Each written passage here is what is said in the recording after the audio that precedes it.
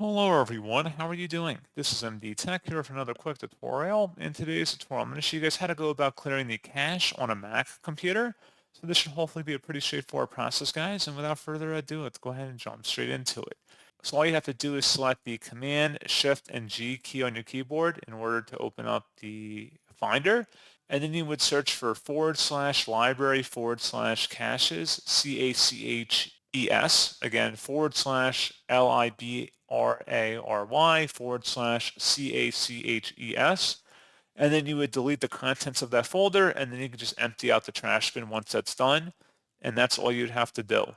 So pretty straightforward process, guys. And as always, thank you for watching. I do hope I was able to help you out, and I do look forward to catching you all in the next tutorial. Goodbye.